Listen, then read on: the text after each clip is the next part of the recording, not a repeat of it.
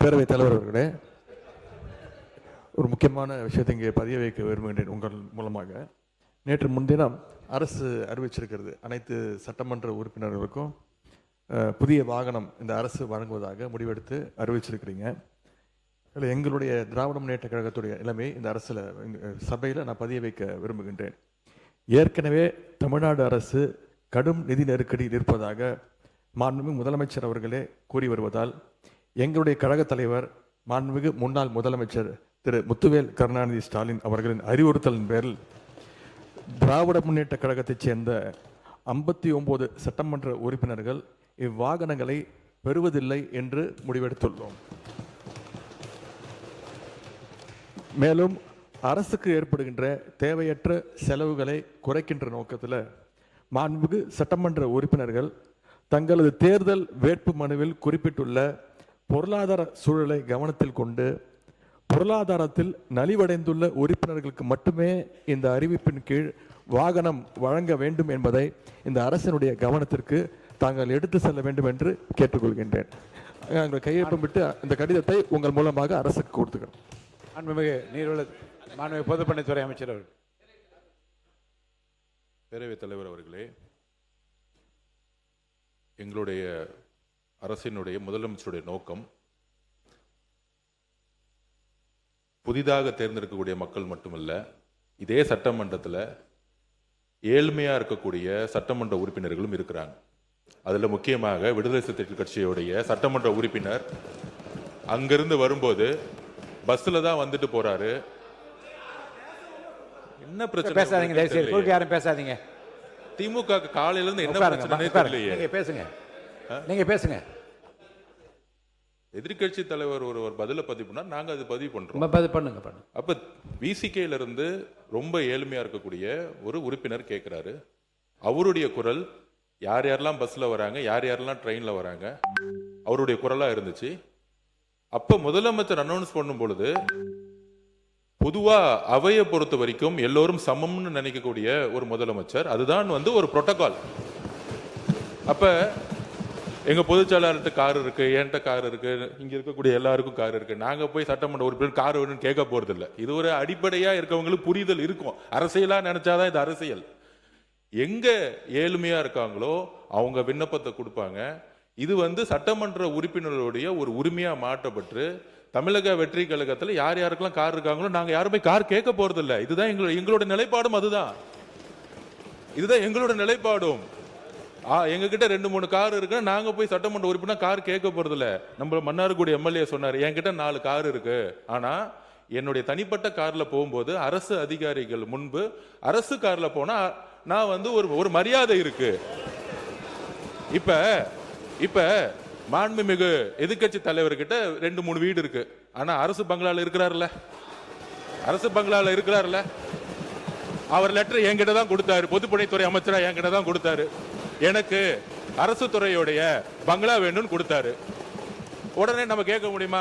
மாண்புமிகு எதிர்கட்சி தலைவருக்கு 2-3 பங்களா இருக்கு, அதனால அரசு துறை பங்களா கொடுக்க மாட்டோம்னு சொல்ல முடியுமா? எங்களுடைய முதலமைச்சர் சொன்னாரு, அவர் கோரிக்கை கொடுத்தாரு, உடனடியா கொடுத்துருவோம்னு சொன்னோம். இது உடனே இல்ல இங்க இருக்கவங்க எல்லாருக்கும், அதாவது இங்க இருக்க எல்லாருக்கும் பங்களா கொடுக்கலாமான்னு கிடையாது. இது ஒரு புரோட்டோகால், அவ்வளவுதான். இந்த புரோட்டோகால்ல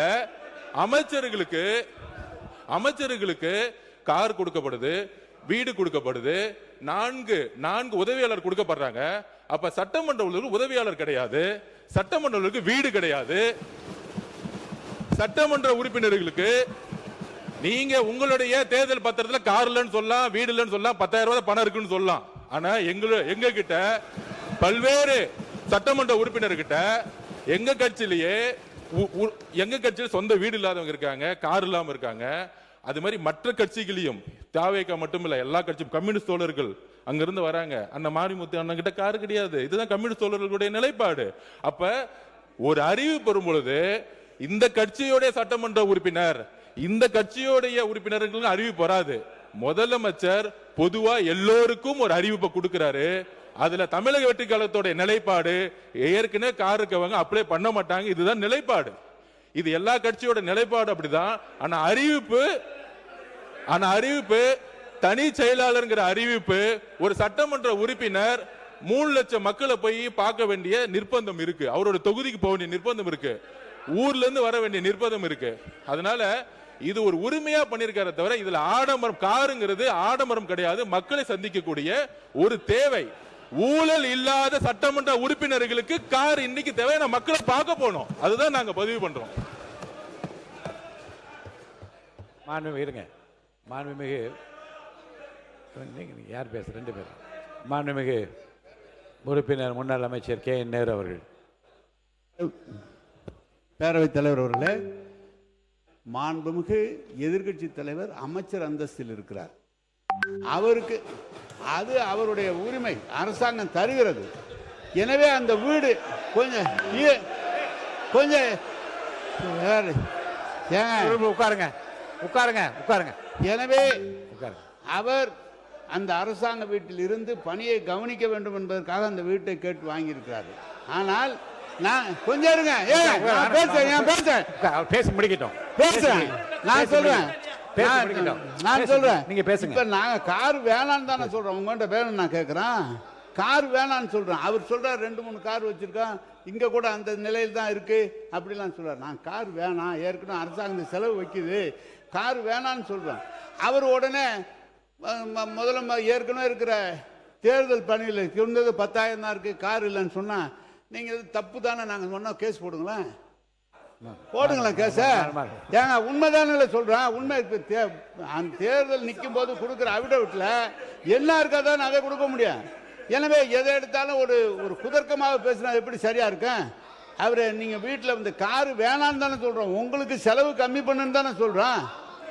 அதுக்காக ஒருத்தர நீங்க வந்து 4 வீடு வச்சிருக்க 3 வீடு வச்சிருக்கேன்னா தெரியுமா, அமைச்சருக்கு தெரியுமா என்பது தெரியல. அமைச்சர் இப்ப சொந்த வீட்டில் இருக்கிறார், ஆனா அந்த அரசாங்கம் அந்த வீட்டுக்கு வாடகை கொடுக்குது. அது தெரியுமா அவருக்கு? அமைச்சருக்கு வீடு சொந்த வீட்டில் இருந்தா கூட அதுக்கு வாடகை கொடுக்குறாங்க. அதை ஒண்ணு வேணான்னு எழுதி கொடுங்க. மாண்புமிகு பொதுப்பணித்துறை அமைச்சர். மாண்புமிகு பேரவைத் தலைவர் அவர்களே, இதுதான் நாங்க சொல்றோம். அவர் பேசி முடிக்கட்டும். இதுதான் நாங்க சொல்றோம். எதிர்க்கட்சி தலைவர் சொல்லும் பொழுது அவர் சொல்லக்கூடிய வார்த்தைகள் அரசியல் ரீதியா மாத்துற மாதிரி வார்த்தைகள் இருக்கு. அதாவது நான் பேசி முடிச்சிடுறேன். அவரு அரசினுடைய நிதி சுமையை கருதி அப்படிங்கிற மாதிரி வார்த்தைகள்லாம் சொல்லும் பொழுது அது ஏதோ நாங்க ஏதோ அரசினுடைய நிதி சுமை எங்களுக்கு தெரியாத மாதிரியும், இதை வந்து ஏதோ ஒரு வசதி வாய்ப்புக்காக செஞ்சு கொடுக்கிற மாதிரியும், இது ஒரு ஆடம்பரம் மாதிரியும் சில வார்த்தைகள் வருது. அதுதான் நாங்க பதிவு பண்றோம். அமைச்சர்களுக்கு எந்த உரிமை இருக்கிறதோ, ஒரு அமைச்சருக்கு வந்து ஒரு காரும் 4 தனிச் செயலாளர்களும் ஒரு பங்களாவும் ஒரு உரிமை இருக்கிறோம். அதை நாங்க வந்து எதுவுமே தவறுன்னு சொல்லல. அந்த இடத்துல தான் மக்களை சந்திக்க முடியும். தனிப்பட்ட வீடோட ஒரு பங்களா கொடுக்கறதுன்னா மக்கள் ஒரு நாளைக்கு 500 பேர் 1000 பேர் வரும்போது நம்ம மக்களை சந்திக்கிறோம். அதே மாதிரி சட்டமன்ற உறுப்பினர்களுக்கும் கடமையும் பொறுப்பும் இருக்கிறது. அதுக்கு தான் நாங்க பதிவு பண்றோம். இது ஆடம்பரம் அல்ல, இது அவங்களுடைய வேதனை. அதுதான் நான் சொல்ல வரோம். அதாவது நம்மளுடைய என்ன சொல்றது, தேர்தல் இதுல வந்து 10,000 ரூபாய் இருக்குன்னு சொல்லிட்டு ரேஞ்ச் ரோவர் கார்ல போகக்கூடிய அமைச்சர்கள் இங்க கிடையாது. எங்களுடைய தேர்தல் அறிக்கையில எங்களுடைய நாமினேஷன்ல என்ன இருக்கோ, நாமினேஷன் என்ன இருக்கோ அதுதான் நாங்க வந்து பதிவு பண்றோம். நாங்க ஆக்சுவலா மாண்புமிகு டி. ராமச்சந்திரன் பேசுங்க. அவங்க கருத்து சொல்லிட்டு. மாண்புமிகு இல்ல கம்யூனிஸ்ட் கட்சி சார் அவங்க சொல்லிட்டு சொல்லுங்க, உங்க கருத்து சொல்லுங்க. மாண்புமிகு பேரவைத் தலைவர்களே, சொல்ல வைக்கிறேன்.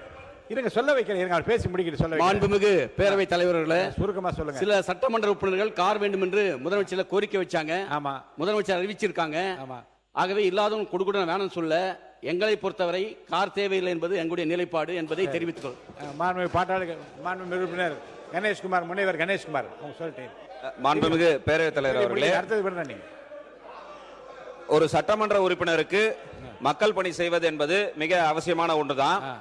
அவர்களுக்கு கார் என்பது ரொம்ப முக்கியமான விஷயம். ஏன்னா கார் வந்து அனைத்து கிராமங்களுக்கும் சென்றடைவதற்கும், இப்ப என்னுடைய தொகுதியெல்லாம் எடுத்துட்டீங்கன்னா 330 ஊராட்சிகள் கிட்ட இருக்கு. அதெல்லாம் போய் பார்க்கணும்னா பொருளாதாரத்தில் பின்தங்கிய சட்டமன்ற உறுப்பினர்களுக்கு கார் என்பது ரொம்ப அவசியம் தான். இப்ப என்கிட்ட கார் இருக்கு, இப்ப எனக்கெல்லாம் கேட்டீங்கன்னா கார் தேவையில்லை. அப்ப எங்களுடைய விருப்பத்தையும் கேட்டு, இப்ப எங்க கட்சியிலேயே 2 பேருக்கு வந்து உண்மையிலேயே பொருளாதாரத்தில் பின்தங்கியவர்கள் இருக்கிறாங்க. மற்ற கட்சி உறுப்பினர்கள் நான் கேட்பேன். நான் போன வாட்டி அங்க கேட்ட போது கூட இரண்டாம் முறை சட்டமன்ற உறுப்பினராக இருப்பவர்கள் கூட பொருளாதாரத்தில் பின்தங்கியவர்கள் இருக்கிறாங்க. அப்ப பொருளாதாரத்தில் பின்தங்கி இருப்பவர்களுக்கு யாருக்கு உண்மையிலேயே கார் தேவையோ அவர்களுக்கு வழங்கலாம் என்பதுதான் எங்களுடைய கருத்து. அந்த நிலைப்பாடு அதை நீங்க சொல்லுங்க. மாண்பு எதிர்க்கட்சி தலைவர் அவர்கள்.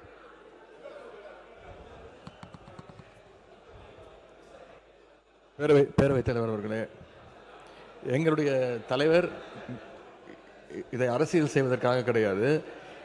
இந்த அரசு பொறுப்பேற்ற முதல் நாள்லேருந்து சொல்வது கஜானாவை தொடச்சி வச்சுட்டு போயிட்டாங்க, கஜானாவில் பணம் இல்லை என்பதுதான் தொடர்ந்து இவங்க வச்சிருக்கக்கூடிய குற்றச்சாட்டு.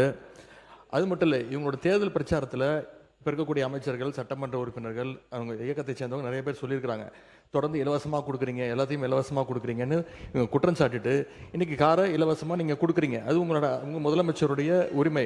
நாங்கள் எங்களுக்கு கார் தேவையில்லை, எங்களுடைய திராவிட முன்னேற்ற கழக உறுப்பினருக்கு கார் தேவையில்லை. யார் யாருக்கு கார் வேணுமோ நீங்கள் வாங்கிக்கோங்க. எங்களுடைய வேண்டுகோள் என்னன்னா, வேட்புமனு தாக்கல்ல நீங்கள் அஃபிடவிட்டில் ஃபைல் பண்ணியிருப்பீங்க, யார் யாருக்கு கார் இல்லை, எவ்வளோ சொத்து இருக்குது அப்படின்னு சொல்லியிருப்பீங்க. அதுக்கு தகுந்த மாதிரி அவங்களுடைய வசதி வாய்ப்புக்கு ஏற்ற மாதிரி கார் வாங்கி கொடுங்க என்பதுதான் எங்களுடைய சஜஷன். மாண்பு சிறுபான்மைத்துறை அமைச்சர் விடுங்க, அவங்களுக்கு கொஞ்சம் விடுங்க, கொஞ்சம் சிறுபான்மையும் கொஞ்சம் விடுங்க. மாண்பு சிறுபான்மைத்துறை அமைச்சர். அவர்களே, இந்த சட்டமன்ற உறுப்பினர்களுக்கு இந்த கார் தேவைங்கிறது ஒரு சர்ச்சையாக பேசப்படுகிறது. பல ஆண்டுகளுக்கு முன்பே மாண்புமிகு முன்னாள் முதலமைச்சர் டாக்டர் கலைஞர் கருணாநிதி அவர்களால் 300க்கும் அதிகமான யூனியன் சேர்மன்களுக்கு அரசு சார்பில் வாகனம் வழங்கப்பட்டுச்சு. இது ஒன்றும் புதுசு இல்லை. அப்போல்லாம் நிதி நிலைமை அப்பவும் இப்படி தான் இருந்தது. அப்போல்லாம் கேள்வி கேட்காம இப்போ ஒரு சட்டமன்ற உறுப்பினர்களுக்கு கிடைக்கிறது கேள்வி கேட்கறது சரியானதாக பண்ணுவோம். மாண்பு உறுப்பினர் ஏவா வேலு அவர்கள். மாண்புமிகு பேரவைத் தலைவர்களே, அன்னைக்கு அனௌன்ஸ்மெண்ட் என்னன்னா, அனைத்து சட்டமன்ற உறுப்பினர் தான் அனௌன்ஸ்மெண்ட். நல்லா புரிஞ்சுங்க. ஆமாம், இப்போ நாங்கள் சொல்கிறோம் அனைத்து சட்டமன்ற உறுப்பினர் சொன்னால் எல்லாம் சேர்த்து தான் சொல்லியிருக்கிறீங்க. ஆமாம், எங்கள் கட்சி தலைவர் சொல்கிறார், ஏற்கனவே அரசாங்கம் கடன் பட்டு இருக்கிறது, விவசாயிக்கு முழுமையாக தள்ளுபடி செய்யலை, இப்படிப்பட்ட நிலையில் நமக்கு கார் வேணாம் அப்படின்னு எங்களை அறிவுரை சொல்கிறாரு. ஆனால் திமுக சார்பாக இருக்கிற 59 உறுப்பினர் தான் நாங்கள் எங்களுக்கு வேணான்னு சொல்கிற மொழிய, அந்த பத்திரம் வேணாம் நீங்க வாங்காத அப்படின்னு நாங்க சொன்னோம். எங்களோட துணைத்தலைவர் அதான் சொன்னார். அதை புரிஞ்சிக்காம அரசியல் பண்றீங்க இதுல என்ன அரசியல் இருக்குது? ஒண்ணு. ரெண்டாவது, இப்ப 59 சட்டமன்ற உறுப்பினர் வந்திருக்கிறோம், எல்லாருக்கும் வீடு கொடுத்துருக்காங்க, கொடுக்க முடியாது. அரசாங்கத்துக்கு எப்பொழுதும் எதிர்க்கட்சி தலைவர் அந்தஸ்து இருக்கிற பொழுது அவர்கள் அமைச்சருக்கு இணையானவர்கள் என்று அமைச்சருக்கு என்னென்ன வசதியோ அந்த வசதி தராங்க. இது அரசாங்கம் போட்டிருக்கிறது. நீ நானும் பார்த்துல அது புரோட்டோகால். அது அந்த புரோட்டோகால் பிறகு அரசாங்கம் தான் நீங்க கொடுத்துருக்கீங்க. அப்புறம் அரசாங்கமே கொடுத்துட்டால் குறை சொன்னா என்ன அர்த்தம்? அதுவும் தவறு. அதனால புரிஞ்சுன்னு பேசுங்க. ரெண்டாவது, நாங்க எங்களை பொறுத்த அளவுக்கு நீங்க கஞ்சாடை காட்டினால காட்டினாவே நாங்க ஒத்துழைக்கிறோம். ஆனா சட்டமன்றம் பெரும்பான்மையாக பிரச்சனைக்கு யாரு ஆளாகிறாங்க? அந்த பகுதியில் இருக்கிறதா பிரச்சனை எழுப்பி உங்களுக்கு ஒத்துழைக்கல. இல்லை மாண்பு உறுப்பினர், இல்லை எல்லாருடைய ஒத்துழைப்பும் சிறப்பாக இருக்கிறது. திருப்பி முடிச்சிடலாமே இதை. இல்லை சொல்லிட்டாங்களே, இல்லை உங்களுடைய இல்லை உங்கள் நிலைப்பாட்டை தெளிவாக சொல்லிட்டீங்களே, பேசுங்க. மாண்புமிகு பேரவைத் தலைவர் அவர்களே, சிறுபான்மைத்துறை அமைச்சர் அவர்கள் சொன்னார், சேர்மனுக்கெல்லாம் தலைவர் கலைஞர் கார் கொடுத்தார். சட்டமன்ற உறுப்பினருடைய பணி வேறு, உள்ளாட்சி பிரதிநிதிகள் உள்ளாட்சியிலே தலைவராக இருக்கிறவருடைய பணி வேறு. அவங்க நேரடியாக ஒவ்வொரு இடத்துக்கும் சென்று பார்க்க வேண்டும். கொஞ்சம் தயவு செய்து சொல்றாங்க, கொஞ்சம் கேளு தம்பி. உள்ளாட்சித்துறை அமைச்சர் கொஞ்சம் இருங்க. காரு எங்களுக்கு வேணான்னு சொன்னதுக்கே இவ்வளவு கோவப்படுறீங்க. கொடுத்தேன்னு சொல்றாரு.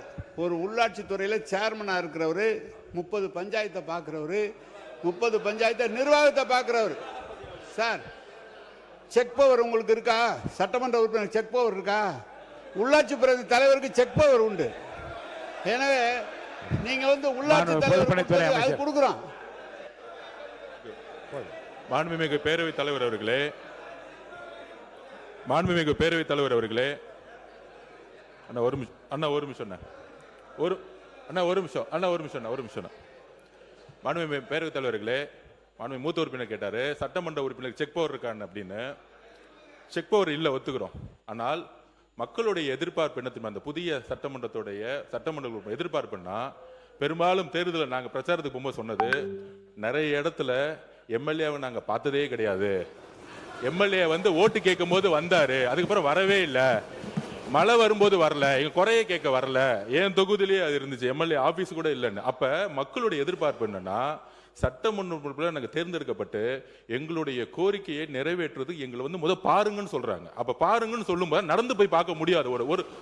ஒவ்வொரு சட்டமன்றத்தை இடத்துல பார்க்கும்போது கிட்டத்தட்ட 3 லட்சம் பேர் இருந்தாங்கன்னா, இப்ப 7 வார்டு இருக்கு என் தொகுதியிலனா, 7 வார்டு வந்து நம்ம நடந்து போய் பார்க்க முடியாது.